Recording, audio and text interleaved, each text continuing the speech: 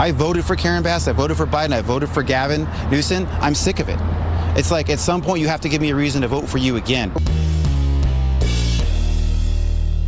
How's everybody doing? My name is Anthony Brian Logan, and today we got to talk about a frustrated business owner from Los Angeles, California, who was burglarized by 15 people. You heard that right, 15 people, and they caused $100,000 in damage. I'm going to get into a video of the actual burglary, but before I get into that, I just want to talk about what he said at the very beginning of this video. He voted for all the liberal people. He did what he thought he was supposed to do. He voted for Karen Bass. He voted for Joe Biden. He voted for Gavin Newsom. And what does he have as a result? 100 grand in damage, no real progress when it comes to getting these guys arrested. And this isn't the first time that he has been targeted, nor is it the first time that his neighbors have been targeted in the very same area. And nothing is being done. So it's like, okay, I'm voting for you guys. What are you really doing? Now, the question is, what will it take for him to change his voting pattern? Because it hadn't been the first time. This has been an ongoing thing. I like to know if he had been robbed before he voted for these people, and will it change? Now, before I go too far into it, let's get into the actual news clip. If you want to see the clip in full without my commentary, link, as always, will be in the description. If you're on IG, visit a link in the bio, go to the corresponding article on the website. But without further ado, let's go ahead and roll it.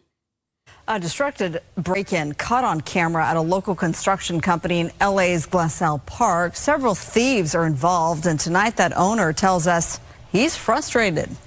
This whole strip has been broken into. Our neighbors have been broken into 4 times. These guys just got broken into 2 months ago. What are we supposed to do? We're a small construction company. Ryan Bagley, the latest victim on this Glassell Park street, to get burglarized by several thieves. So many, it's hard to count. Look at all these people. I mean, they're just kind of out there. You got full lights and nothing is being done. No police, no nothing. You got the cameras that can show exactly what's going on. A lot of cars and whatnot are here. But it's like, what are we going to do about it? As you watch them file into and out of Bagley's business, Delta Construction and Electric. They smashed into our gate over there, smashed their gate into here. 15 dudes come pouring in. Delta security cameras capturing the destructive mayhem about 5 a.m. Wednesday morning. Do you guys hear the sounds?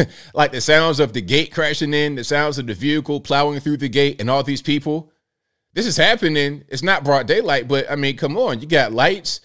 It's Los Angeles. There's people around, I suppose. There's traffic going on, and there's nothing done. These guys aren't caught. These guys have probably been robbing these same places for the past few months, maybe even years, because why not? If nobody would do anything to stop us, why would we discontinue our actions?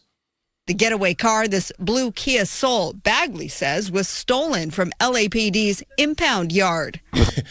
I mean, that's crazy. If the police can't even keep vehicles that they have under their protection from being stolen, then what hope do the citizens have to protect their homes, their businesses, and themselves?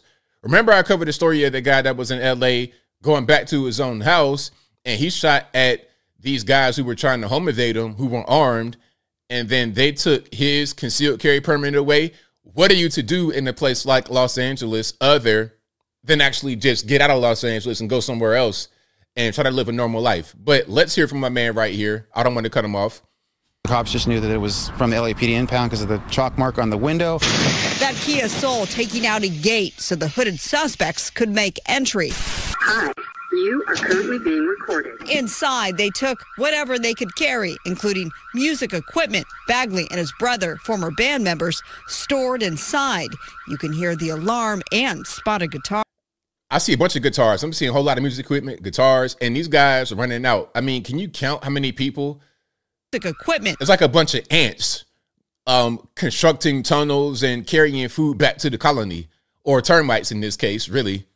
Bagley and his brother, former band members. Look at this. Stored inside. You can hear the alarm and spot a guitar. Stole 6 of our guitars, a bunch of studio mics and stuff like that. Rustled some stuff out, some construction on our construction side. They stole a bunch of tools. Thousands of dollars worth of valuables, demolished doors and gates. Bagley says the alarm company woke him at 5:03 a.m. when the break-in was still underway, and he managed to get there even before cops. But the suspects were gone. I came in ready to rustle them out of there and just be like, you know. I mean, what are you really going to do? You're just one person. Like, I understand it's your business and you want to protect it. I get it. I support what you want to do. But do you even have a weapon? And you got 15 guys who probably all got pistols with switches and everything else on the back. What are you really going to do? Okay, you need the help of local law enforcement. That's what they're there for. That's what they get paid by your taxpayer money to do, is to intervene in these kind of situations. But if you got there before the police got there, obviously it's low priority. Maybe the police got defunded. Maybe the guys and girls that you voted for said, let's defund the police. And I got a question to you, my man. And I'm not trying to victim blame or attack you, but did you attend any of the defund the police rallies? Were you in favor of those policies? And if you were not in favor of those policies, then why did you vote for people that were in favor of it? You see? Now, hopefully, again, he is learning his lesson and won't go down that direction again. I wanted to at least take down a few of them. His business now boarded up, and Bagley is fed up with the break-ins and elected officials. I voted for Karen Bass. I voted for Biden. I voted for Gavin Newsom. I'm sick of it. It's like at some point you have to give me a reason to vote for you again. Or just do our jobs, make a living, help our employees make a good living, and move on. But it's really freaking difficult to survive. LAPD is investigating. So far, no suspects have been arrested. If you know anything about this break-in, certainly give police a call. So is he concerned about more break-ins? Well, especially now because it's already been broken into, so he has to hire a private security company while the doors and the gates can be replaced, and that's coming out of his own pocket while he's out down tools. That's crazy. So that's what's going on. Again, it was a construction company that got burglarized by about a good 15 people, a mob of people, and nothing is really done. He calls the police. So the alarm company, they call him. They probably call the police as well at the same time. It's probably an automated process. He arrives before the police, and of course, they're gone, and he can't do anything about it. If he was to get there by himself, probably no weapon, what he's really going to do other than get himself hurt, unfortunately. Again, you paying your taxes, and you're paying a lot of taxes in California. You're being taxed to death. So you should have some services that come with your taxes. Now, I'm not trying to say it's 100% the responsibility of the police to protect you, but they should be able to intervene in this kind of situation. Let's find some suspects. Let's prevent this from happening again. Let's have some squad cars go up and down the street.